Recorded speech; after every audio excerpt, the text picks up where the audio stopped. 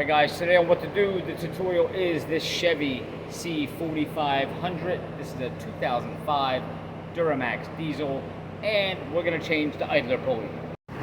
Here's our new idler pulley here, and this is actually I got from the dealership, and there is your GM number right there, 980-57284. Alright.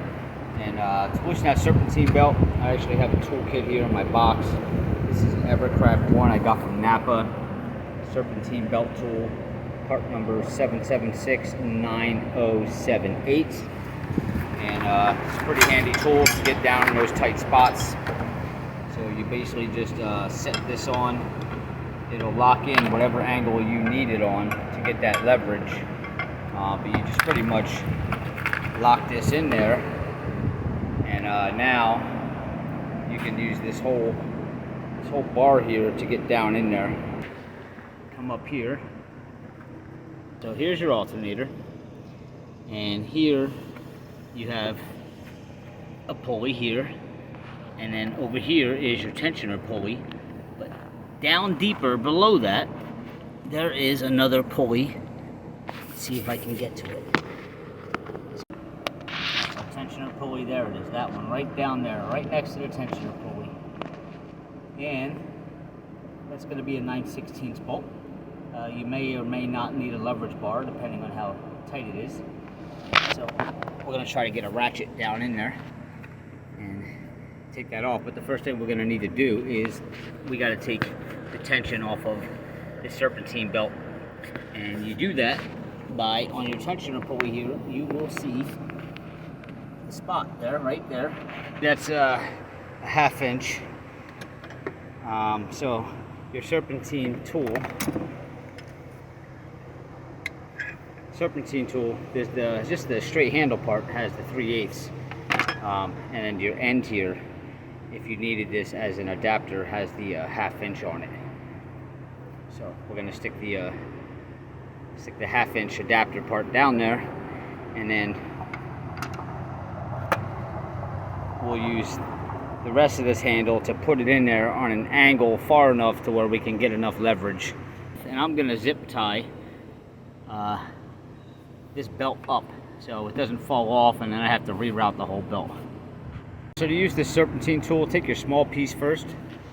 Alright, and again, I apologize if it's hard to see down in here, but you want to go to your tensioner pulley right there, and we're going to put this, it's hard to get that camera in here, there we go, it slid right in there. Okay, let's make sure it's going to stay in there. Alright, now that's in there. Now you can take your longer piece, and probably should have two hands for this so I don't knock the other piece off, but basically you want to interlock it into that piece right there. See if I can get this to lock in there. There it goes. If I just pull back on this, there we go. Now the tension, you can see the tension coming off of the belt there. Take the tension off the belt here. I'm gonna slide the belt off. Now I can release the tension on it.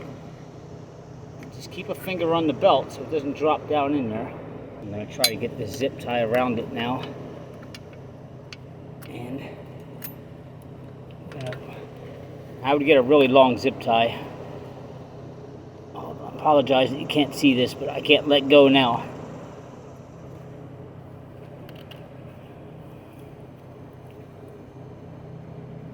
With the tool, I got the belt off here.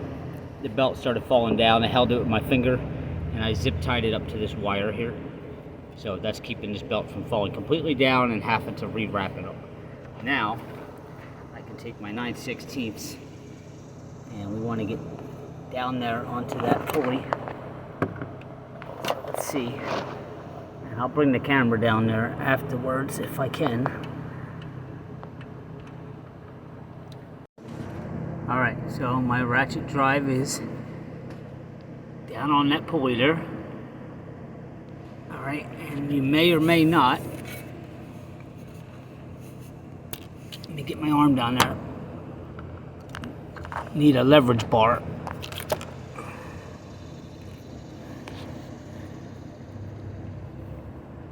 All right, we're gonna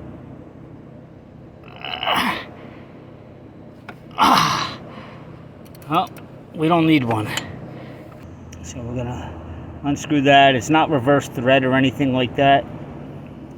And again, I apologize, I can't get this camera down in there. There's literally about 4 inches of space here between the fan and this pulley. But there she comes. We'll pull that up. And there's our, this was our pulley that was wobbling back and forth and making a little bit of noise. Alright, as you see, they are pretty much identical. My only concern though is that this actually doesn't feel like the bearing is loose inside or anything. I mean, there is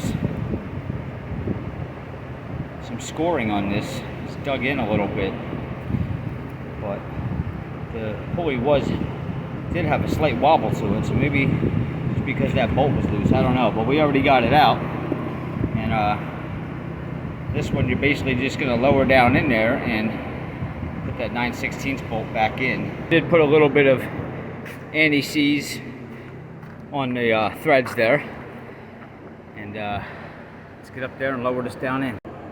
Let's put the bolt back in there first, then we're going to lower it down there. And it's hard to see down there. You're going to have to kind of feel around with your fingers to get it back to the hole where it was.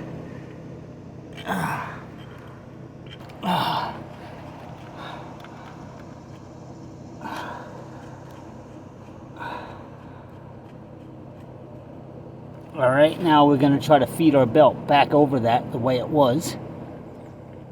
And make sure that none of your other belts came off in the process. Not other belts, but you know, same belt, but just make sure it didn't come off any of the other pulleys. And we seem to look okay. All right, so we're going to go ahead and now just finish tightening up that pulley, and then we will cut this zip tie, and we'll put this serpentine belt back on.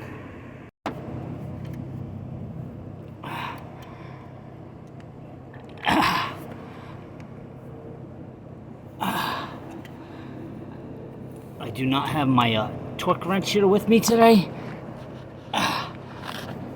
so I do not have the exact torque to give you on this right now.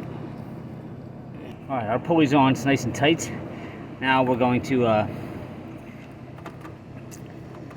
cut the zip tie, put our serpentine tool in there. All right guys, so putting the belt back on, I ran into a little issue. My serpentine tool was pretty much, could only go this far over, and I was hitting everything here. So unless I'm gonna dismantle all this stuff to get my leverage bar in there farther, because what was happening was when I'm coming down here, I'm not getting enough swing on this for the tensioner pulley, so because that's way too long. So taking it off, that works, but putting it back on, you're probably gonna have to go with your 1/2 inch socket. It's got a shorter handle, which is gonna allow me to actually get under all of this stuff under here and still pull full swing. Our belt is back on, and definitely use the ratchet to get that back on. I was actually able to get it down on there, and I had a nice long pull here to give me that extra tension I needed to get that belt back up on there. Please guys, hit subscribe below, give me a thumbs up, leave a comment if you have any questions, and I'll see you next time.